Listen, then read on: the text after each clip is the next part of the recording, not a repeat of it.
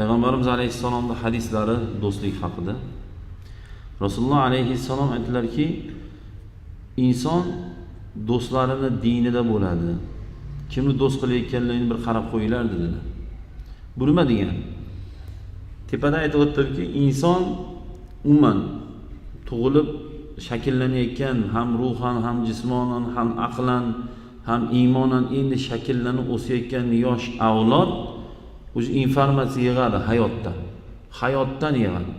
U informatsiyalar uydan, oiladan, otadan, onadan, akadan, opa, singillardan oladi. Keyingi informatsiyani qo'shnilardan oladi. Ya'ni mahalla, ko'chaga chiqadi 4-5 yashar bola. O'sha qo'shnilardan bolasi bilan o'ynaydi, kattalarni ko'radi. Soqolni oqartirib olib, boshiga do'ppini kiyib, og'ziga nos tupurib olib, to'ldirib olib, tupurgisini yutib, karta o'ynab o'tirsa, yosh kattalar ko'rib, shulardan informatsiya oladi. Hayot shu ekanda deydi. Shunaqa qilib o'tirish kerak ekan deydi. Ana endi maktabga boradi. Ana maktab yoshidan endi o'sha do'stlar shakllana boshlaydi.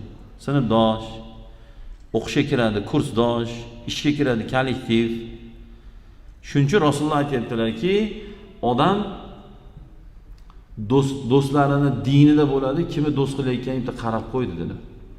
Bu degani bir odamni bilmoqchi bo'lsang, bu Luqmon Hakim degan bilan do'stlariga qara deganlar.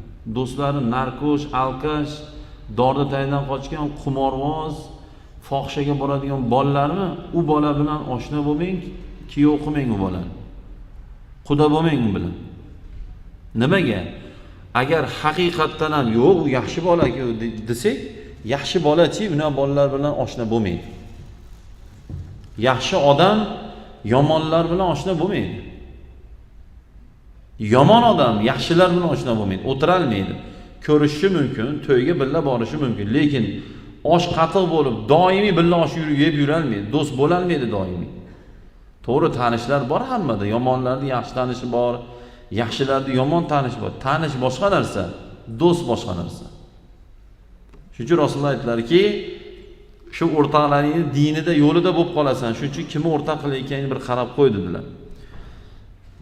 Yana bir hadislarda aytdilarki, odamlarning yaxshisi yaxshi odamlar bilan yurganlar dedilar. Mana bizga tayyor maslahatni berib qo'yaptilar. Ya'ni bir shaxsni kim ekanligi haqida bizga gohida ma'lumotlar kerak bo'ladi. Qaysi ma'noda? Birga biznes qilmoqchi bo'lamiz, yo kiyov qilmoqchi bo'lamiz, yo qo'shni bo'lmoqchi bo'lamiz, yo birga nimadir ish qilmoqchi bo'lamiz-da, endi xullas safarga chiqmoqchi bo'lamiz. Shu odamni kimligini bilmoqchi bo'lsak, uni o'rtoqlariga qarashimiz kerak. Yaxshi odamlar bilan yuribdim, bu joyda Rasululloh alayhisolom aytibdilar, odamlarning yaxshisi yaxshilar bilan yurganlar deyaptilar. Va yana payg'ambarimiz alayhissalom aytibdilarki, do'sti yaxshisi yaxshiligi ko'p bo'lib, yomonligi kam bo'lgan odam deyaptilar. Mana bizga do'st tanlashdagi andozalarda aytib qo'yaptilar. Bir odam ko'ring, uni yaxshiligi ko'pmi, yomonligi ko'pmi? Yomonligi ko'p bo'lsa, undan uzoqroq yurish kerak. Sabab qozonga yaqin yursang, uni qorasi yo'qadi. Rasululloh alayhissalomning hadislari bor. Yaxshi do'st attorga o'xshaydi, yomon do'st bozg'on bilan temirni cho'qqa tiqib temirchiga o'xshaydi. Bu degani temirchini yomonlanmayapti bu joyda. Hozir misolida tushunib olasizlar. Ikkita joyda shu hadislar aytilganda temirchilar xafa bo'lgan ekanda, temirchilar sizlarga tegishli narsa emas bu. Sizlar ishlatayotgan cho'g' bilan temirga tegishli bu. Hozir aytib beraman buni. Yaxshi odam attorga o'xshaydi. Nima degani desa, kirib atridan surkamasang ham hidlab maza qilasan. Atir do'konga kirsangiz shirin, приятный hid keladi. Qanaqadir kayfiyatingiz ko'tariladi. Chiqqaningizdan keyin ham badaningizdan ust-boshidan shu hid kelib turadi.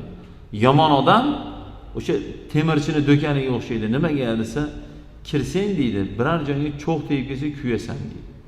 Mabodo tegmasa ham deydi, u joydagi hiddan ozorlanasan deydi. Temirni kuydirganda hid chiqadi, yoqimsiz hid.